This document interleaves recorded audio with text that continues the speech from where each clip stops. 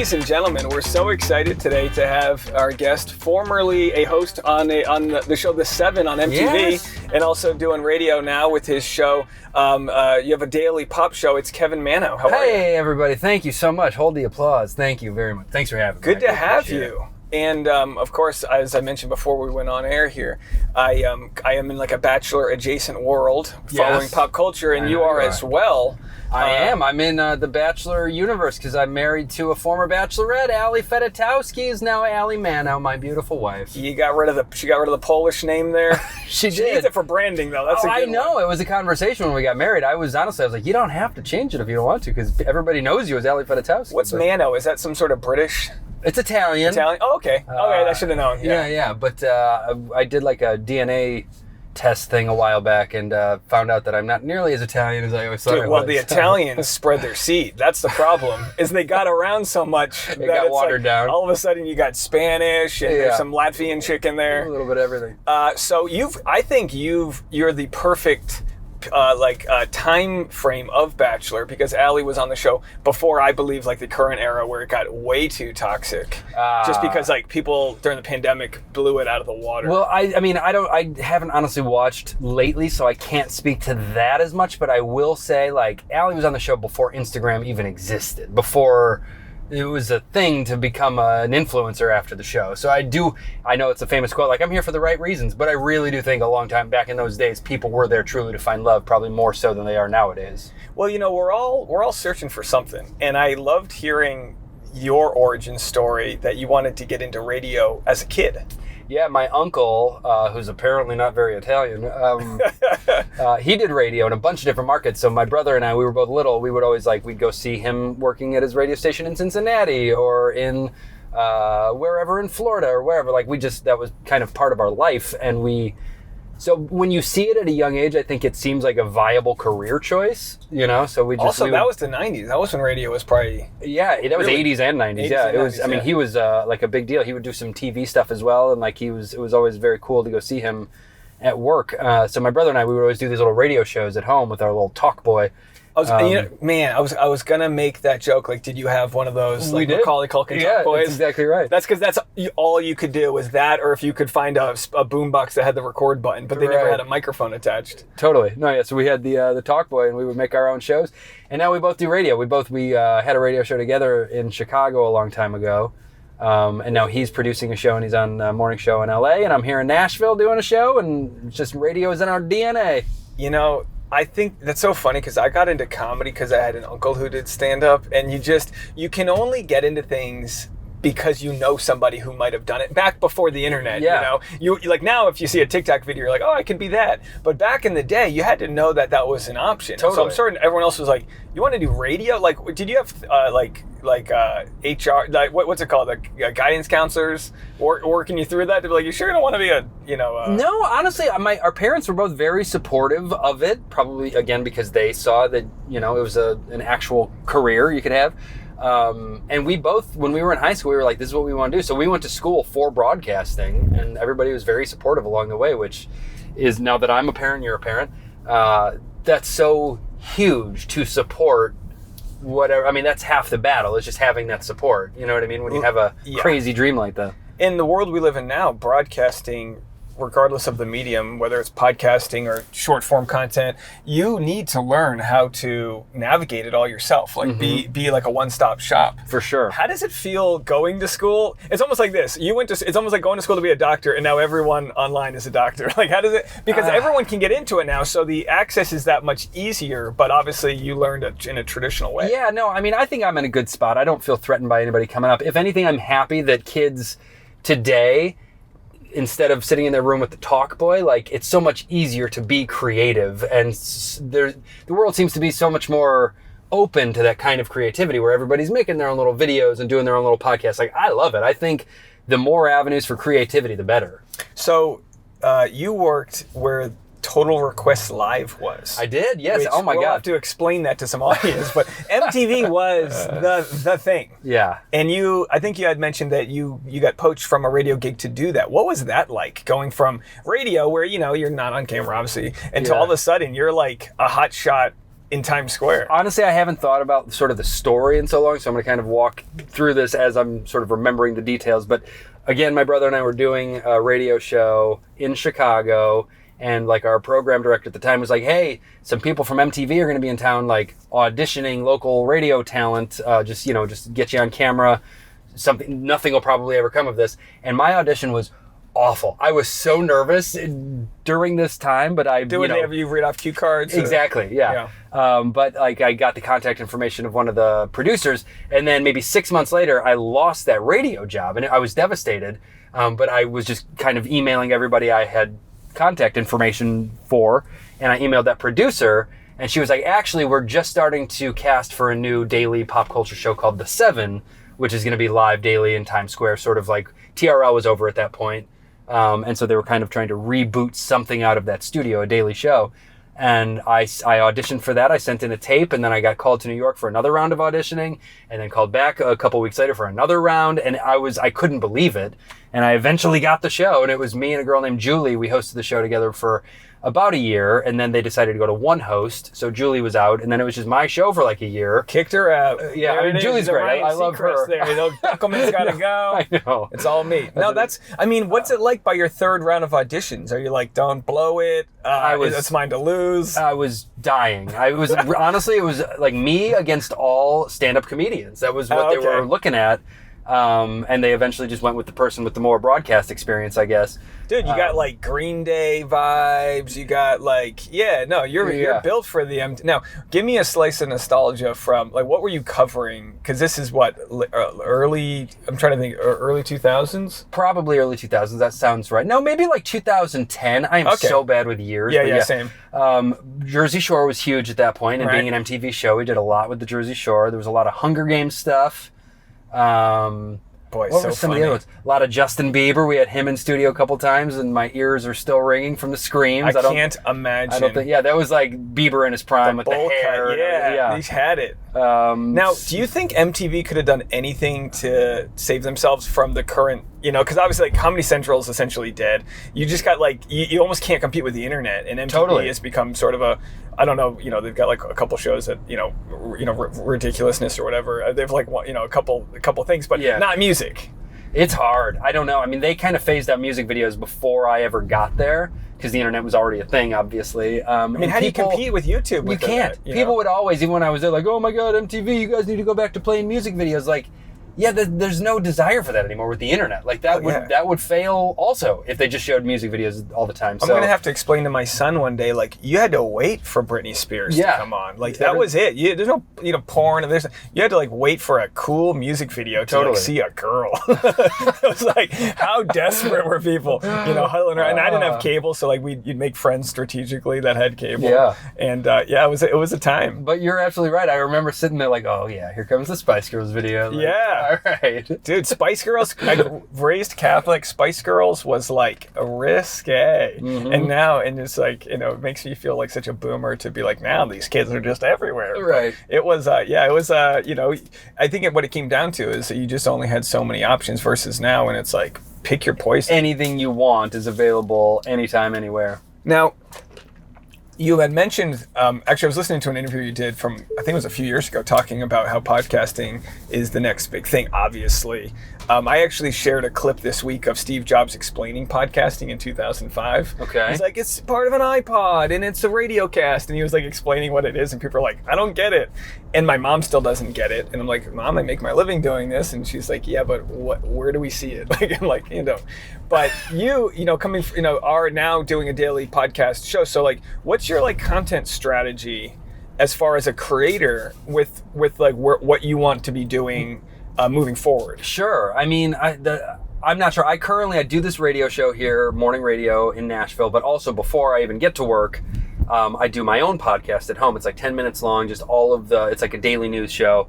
I run through just really quick, efficient, all the headlines in 10 minutes just to kind of get people caught up in the morning. I feel like I'm all over the place with this little story here, but I did morning radio in LA for like 10 years. And the thing, like in all of our research, testing audience and stuff, listeners, the thing that would always come back would be like, people just want to know what's going on and they want it quickly.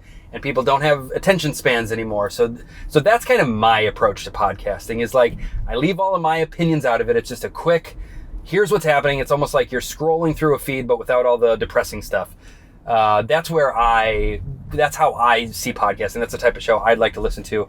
So that's what I'm doing. And it's all of the show prep we would do before a radio show. I'm basically just taking all of that and putting it out into a podcast every morning. So but what time are you waking up for that? Because your show starts at 6. Ever since I started doing morning radio, I mean, almost 15 years ago at this point, I wake up early. So I'm up at about 3:30.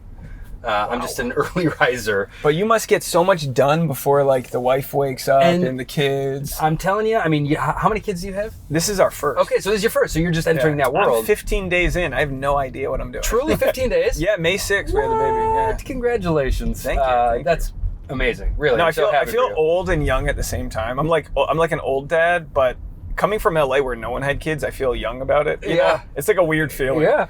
No, that's awesome. Congratulations. But you will come to realize, or you might, everybody's different, but like, even on weekends, I have to wake up early because that is the only me time that I have to get stuff done. Like, if my kids ever wake up before me on a weekend, I feel like my day is shot. Yeah. Because you're always kind of like fighting to catch up. Yeah. So I cherish that time in the morning, but when everybody else is still sleeping, when I can actually do stuff. And I mean, I didn't feel, before the baby, I didn't feel like I had enough time to do things I needed to do to grow my business. And I think what I've come to terms with is that's just an itch I'm going to always have. Yeah. Like, I'm always going to feel like I'm not doing enough. But I went to, in December, I went to twice daily on mine. I was like, well, I'm doing the rush hour in the morning. I'll give something for people on the way back. So I started recording the morning episode at 11 p.m. Okay. And then bang it out. And then, like, this afternoon, I'll record one that immediately goes for the afternoon. And I was like, it's such a, like, daily stuff is such a different concept to what a lot of people found success with in podcasting. And it's closer to what radio was, but with a little bit more control that you have over what you want to talk about. I do think, and I love radio. I mean, again, I'm a lifer in radio. But there can be too many cooks in the kitchen sometimes when you can just do a podcast all on your own and sort of have complete creative control. Yeah, and it's like having trust that, like you said, like you are enough. You know, like your audience is going to be trustworthy of you and what you have to offer. Yeah. How has it been?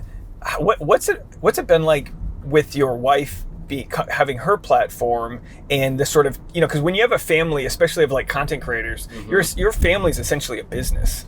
To an extent, like the business does well, the family does well. So what's it like collaborating with her versus your own projects and her own projects and that communication structure? It's honestly too hard to even differentiate at this point. We've been doing stuff together. We met on a TV show she was hosting after she was the Bachelorette. She was hosting a show on NBC called First Look, where she would like go around the country and I've seen that. It's like is it like a Saturday morning show? It was no, it's like, I mean, they might replay. Oh no, it's like the after show after Saturday Night Live. That's it. So she did that show for a few years, and I co-hosted a segment with her. One of my best friends was a producer on that show, and they needed a co-host for something, so I co-hosted with her, and that's how we met. So truly, we met on camera. So like we've been together 14 years now or something, 13 years.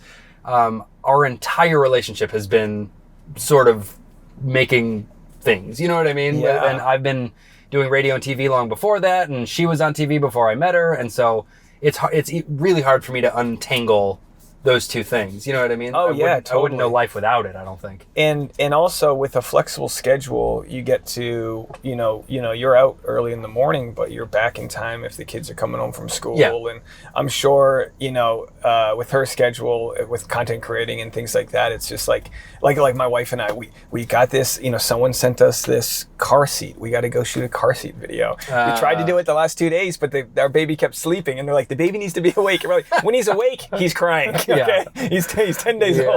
So it's funny. Like, but it's so funny because I've had people give criticism, going, "Oh, you're going to be exploiting." Like, they got mad before the baby was even born. You're going to be exploiting your child, and I was like, listen, I wasn't even going to have a baby until my career took off. Like, I have only YouTube and podcasting to thank for having the sort of the flexibility to be like, okay, I think we can welcome a baby into this world we live in now that we kind of have this about us. Like, I don't know. Our kids have been in plenty of our stuff before, and my wife has, you know, endorsed plenty of kids products over the years and baby products and stuff. we've always respected our kids' privacy. We never post anything that's like embarrassing or anything that we think they'll ever regret. But like, you're providing for your family. I mean, that's what it all comes down to. People make money in a lot of weird ways.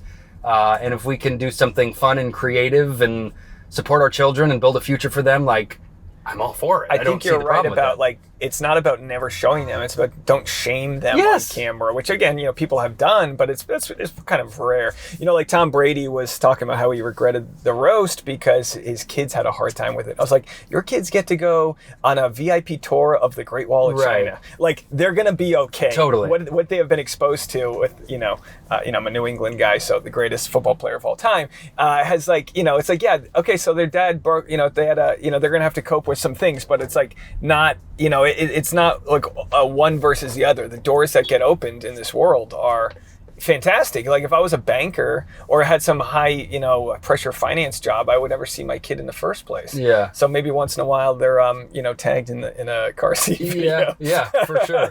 That pays for college. And people love saying, like, that video is going to be online forever. Like, there are billions of hours of footage of everything now online forever. Like, who's gonna ever go back and sift through everything that's ever been? I don't know. It's just, it's crazy. So when you guys met, did you see her as like, oh, I gotta ask her on a date now? Or were you like what was the play We there? were friends for a long time, honestly. I was in a relationship at the time, and we were friendly, and we lived apart for a couple of years. And then when I eventually moved to LA for a work opportunity, that's when we kind of reconnected and sort of went from there.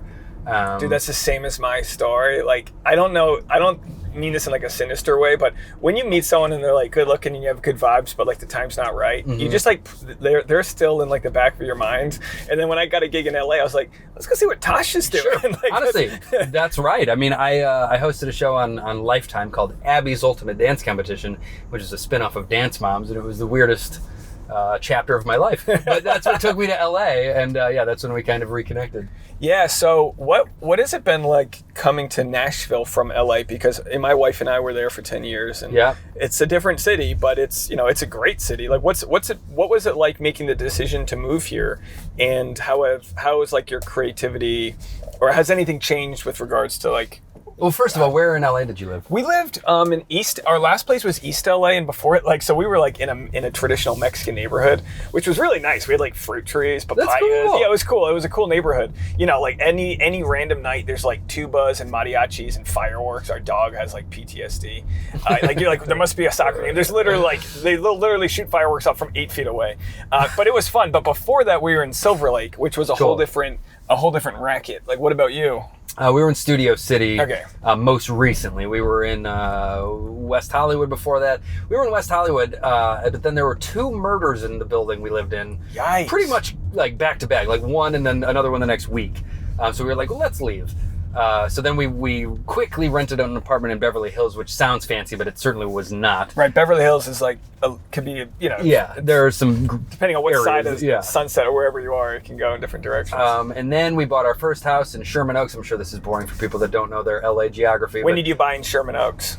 Again, bad with years. I was gonna say you were in before the chaos. I'm sure it was expensive back then. But Probably like 9 years ago. I would say. Great. Because that's where our daughter was born, and I love the Valley. I think there's so many good restaurants, and I love the Valley specifically because you could like park in strip malls. Yeah, that didn't really exist in some of the heart of like LA. You could never get parking. So then we went from Sherman Oaks to Studio City. We were there for a few years before. And the pandemic kind of gave us the push. We had always said, like, when our daughter, our oldest, we have 2 kids, but our daughter, when she starts like kindergarten or first grade, we want to be somewhere that no disrespect to LA, but we wanted to raise her in kind of a more suburban type of thing, like how we grew up. And I don't know that we ever would have done it without the pandemic, and I'm sure that's a lot of people's stories, but we were both working from home at the time, and we were like, if we're ever going to do it, let's just do it now. And Nashville was always at the top of that list of like places we would want to go. It's centrally located. Once you pop out Zillow, you can't go back. Yeah. Once you start seeing what's out here, you're like, oof, I know. Some places out here. And I've always kind of said, like, I could probably throw a dart at a map and I'd be happy wherever. Like, I'm easy, I guess.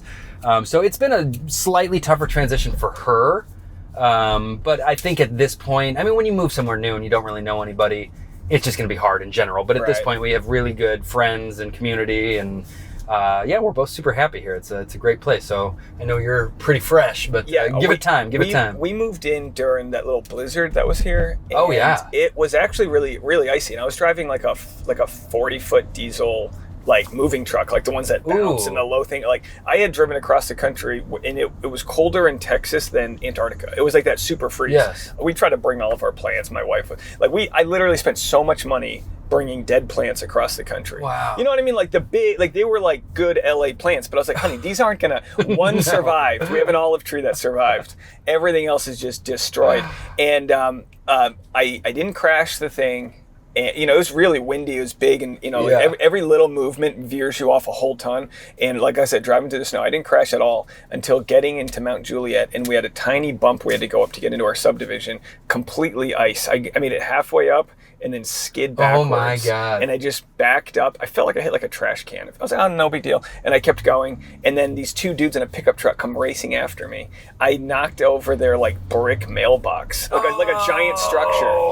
And that was before I even walked into my house for the first time. It was the worst like vibes ever. My wife was pregnant, but not pregnant enough where they noticed. And I was like, look, we weren't running away, and we swapped our info. Did you have to pay for it? I haven't been billed yet. I think Penske covered it all. I bought the nicer insurance on a whim. Yeah, I bought the nice insurance on a whim, and I'm so glad I did. That's a nice old PSA there. I just nailed, but I didn't even feel it because I had about like, I don't know, how much weight in that truck. I couldn't even feel it, just bulldozing it. But so I moved in the worst time, and now I'm finally like experiencing like the beauty of Nashville, and it's really nice. But like I feel a lot of people have wanted me to like trash California on the way out. And I'm like, I love California. I just like when we found out we were pregnant, we were like, we gotta look at somewhere else, because same reason, I grew up in very, very suburban lifestyle, and I just want my kids to. And honestly, there are things about California I miss and wish that we were raising our kids there, because it's so, I mean, like you could go to any museum you want or learn about any culture. Like it's a great place, and there's everything you could possibly want. Is super close. I mean, it's a cool area. I'll always love California. Yeah, and who knows? Maybe we'll be back. But I was sucked into Nashville, and I love it so far. But you had mentioned the transition for your wife. What's it like? How did you go about? And this is a very selfish question for me to ask because I'm in the middle of it. But how did you go about supporting your wife during the fourth trimester after birth, with regards to like making sure she's taking care of herself? Because a lot of what you hear is moms kind of dive into the baby and how did what any advice you can give for young dads out there? It's been a while, I guess, and maybe I just come from a place of privilege with my job and my hours, but like I'm home a lot, so I've all along, and Allie would admit this, I've probably since our first was born taken on more than 50% of the parenting responsibility. So I without tooting my own horn, I'm extremely helpful. You know what I mean? It's co-parenting. I would say just be there, be present, and do as much, if not more, than your partner is doing, and just try to help out when you can.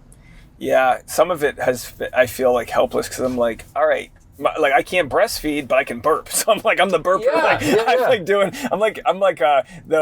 It's like a tag team match, and I'm just like waiting to be tagged in, but I'm kind of useless right now. Yeah. But a lot of moral support in cooking has been kind of. And getting up in the middle of the night, I'm sure you're getting up to change some diapers. Yep, I'm doing diapers and I'm doing all that, and I run on like pretty low amount of sleep. If I can sneak a couple sleep cycles, I'm happy. But yeah, I feel like we've been privileged to kind of, since the pandemic, that's when my channel took off, is have a complete flexibility. Like the things I used to have to do as a comedian, I can now say no to. I'm like, I don't have to go do that gig. That's not important to me. Great. I can just worry about like building my equity. Have you guys considered like working together in a bigger sense, like podcasting or things like that? I feel like we've talked about it, and we have had some meetings about it. I don't know. We do work together all the time on like video things for her Instagram and stuff. But beyond that, no. Maybe one day we will kind of try to do something like that together, but that day has not come yet. There is a beauty to having your own projects. Yeah, that you for don't sure. have to Absolutely. You don't need to be someone's boss or. And after I left my last radio job, before I started this one here, I was home doing a podcast for 2 years, and we were both working from home, and we reached a point where it was like, all right, maybe you better get back to work. Like, it's just, that's a lot when you're both home all the time. Like, you do need to go do your own thing sometimes. Oh yeah. Do you have any gigs that you did that, looking back on it, you learned the most from? Whether it be a hell gig or just, you mentioned, that obviously one door closed with a job that led to, MTV, which is huge, but anything else that led to sort of the blueprints to where you are now? I'll do one more lap if that's okay. Yeah, go as long as you want. I don't know that I have that one job. I think it's an amalgamation of everything I've been through that's sort of just taking little bits of wisdom from every different chapter and kind of applying them to wherever I am presently, whether it's now or, starting new things in the past. So I don't know that there's ever been one thing. That thing you just mentioned, though, about me losing my original radio job in Chicago, at the time, devastated. I thought, like, oh, well, this is my dream job and it's over. I'm done. And I was only like 22 at the time. Yeah. And I reference that all the time when people like go through something bad, whether it's a breakup or losing a work opportunity or whatever. It's like sometimes what feels like the worst can lead to the best chapter of your life. Sure. And I'm not necessarily one of those everything happens for a reason people, because I don't always believe that, but you never know how something's going to work out, or because this bad thing happened, something good. If I hadn't lost that job, I never would have emailed that MTV producer. There's definitely something. Everything would be different. Something very valuable that comes from like a feeling of desperation. Yeah. I know. I struck when some things took off during the pandemic. I had been doing, side gigs because I didn't want to commit to a full-time job, because you can't juggle comedy with that. You always have to be loose, and when you're pursuing a goal, you almost have to have a gig that is maybe lower paying, but it's flexible. And when I had a couple YouTube videos take off, I was like, I am not going to let this go away. And I probably haven't missed a day of content since then. Yeah, wow. And that's not easy doing stuff daily like that. Well, I do it kind of like radio style with my YouTube, where I just shoot it live. Mm-hmm. I prepare it and then I shoot it live. And unless I have some glaring error, what I've learned is like, people don't come to me for perfection. No. It's not a 60 people minutes like episode. Real stuff more than the polished. Yeah, and that's what I like about you. What you're doing. So we're doing something similar with the short podcast episodes. Yeah. Like I've started releasing these on the weekend, and I don't mind talking. I talk a lot about like creative strategies and stuff, because I kind of feel like the world we're moving into, with automation and things like that, mm-hmm. you need to be in control of the content you put out, because a lot of jobs are going to be going away. And we've seen that in radio. Like, you've been in radio for a long time. Have you seen the migration to sort of like syndicated radio shows like that take over the mom and pop shows? 100%. Big time. Yeah. Like local small market radio is kind of non-existent these days. And I don't think people realize this, like random listeners realize how valuable that is, to have a local voice in your community. Mm-hmm. Yeah, that's what got me into radio. I mean, my local voice were Chicago radio stations. I grew up, in Indiana, but it was still close enough to Chicago that we got everything Chicago. And that's what made me want to do radio. I mean, of course, like my uncle working in radio as well, but my brother and I loved our local radio station. It was Q101, local rock radio station, which is where we eventually started working. But having that station there, I mean, a local station changed our life. That was so important to us. Yeah, it's the same issue that there is with journalism, where there aren't as many local newspapers, so there's a lot of stories that fall through the cracks. And the slack is being picked up, I think, on YouTube and by like podcasters, where you can have a niche show. Like my show with The Bachelor was super niche, and I'm branching out from that niche, but that's the fizzer I had to kind of like wedge myself into, because like that's just kind of the strategy, is like, can I get into this crack and then expand from there? And but you kind of have to know your audience in a way to know, like, all right, I have to give my audience Bachelor content, and then I'll go make this weird video, and they're gonna like the weird video, but only because the algorithms introduced me to them because of that niche. Sure. And that's kind of what it was for me with The Bachelor. I will say it's maddening that we all rely so much on these algorithms. Totally. Me, you, my wife, and all of us that sort of are putting content out there. It's just, you got to be careful looking back at like what made Casey Neistat big on YouTube or Mr. Beast, because what made someone big worked in that moment, but you have to kind of have real intuition to what's working now. And what I learned over the pandemic when I went to daily content was that people were going to just tune in because they knew I would have content. And that's why radio was big, because you could turn the radio on. I got a station 103.7 in WEI in Boston I listen to, but only during football season. But I know when I turn it on, they're going to give me some stupid take, and I'm going to listen to it as I'm mowing the lawn or something. It's just reliability is so important in these markets. For sure. And I've learned that that's more important than maybe having some master, the perfect video I could make. It's just like, it just doesn't matter. You know, perfection is the enemy of good. I listen to podcasts constantly, and maybe I need to talk to a therapist about this, but like, it just beats being alone with your own thoughts while you're you know, driving or doing the dishes or whatever. I'll have to turn podcasts off and put on like, you know, like instrumental house music when I want to go, you know, for a writing session, because instrumental house music, I've been, and it's not even like that. It's more just like coffee house, but it's something I have found certain types of music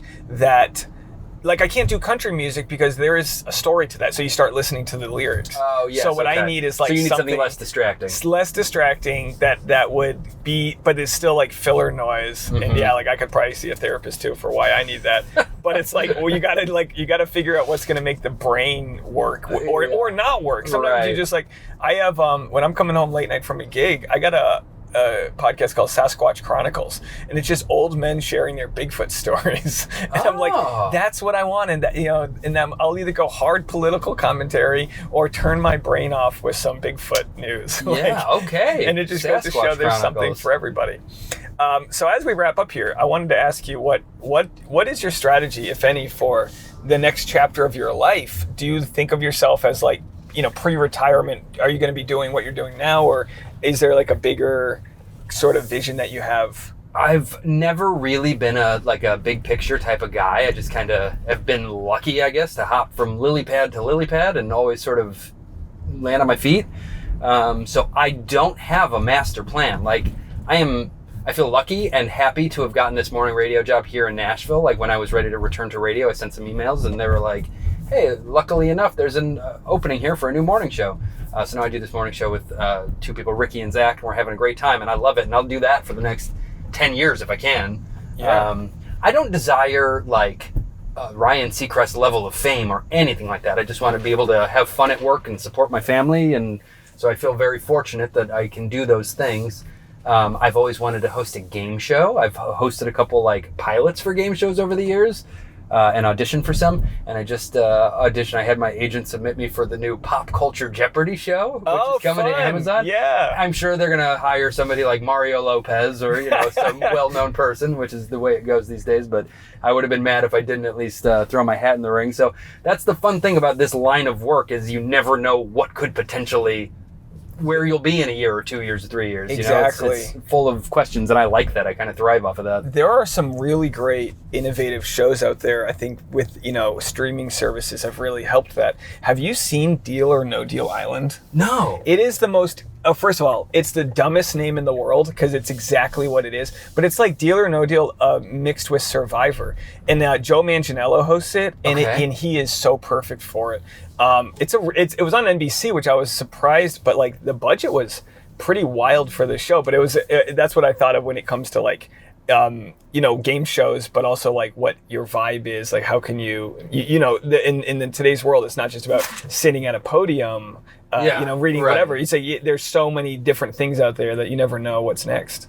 Yeah. I had one more question before I let you go. How do you do, because you do daily content, how do you do content when you're traveling or with your, like, if you're on vacation? Do you bank episodes? Or no, I won't do the podcast then. I'll just, because the podcast is totally, I don't know about you, but completely independent. So I get to kind of make my own schedule. Yeah. And if I'm here, I do it 5 days a week. But yeah, if I'm going to be gone for a week, I'll just say like, hey, you guys, I'll be gone for a week. So when you're gone, you're off the grid? Yeah. Oh, nice. Just dark. I mean, my wife will, you know, still have to work sometimes, and Instagram is sort of a job for her at times. With brand deals and stuff. So we still have a presence, and we can take that with us wherever we go. And how do you communicate that, or how does she communicate that when there's like a deliverable? Because there's obviously like, there's the consumer side of Instagram, but when you're making money off of it, you know, you have to be like, all right, this trip's brought to you by what we need to do. Like, how does that Well, I mean, work? she's very good, and I guess she's lucky because she has, you know, a very loyal audience of people that love her and trust her, but she's always been very good about endorsing products that she actually believes in and that we use. So if we are going to be on a trip and like, you know, so-and-so, whatever company that happens to tie in well with that trip, then she'll, you know, kind of work with them and sort of, you know, get a promo code or however it works. I don't really get into the weeds of her business stuff. But she's just smart about tying it in with wherever we're going to be.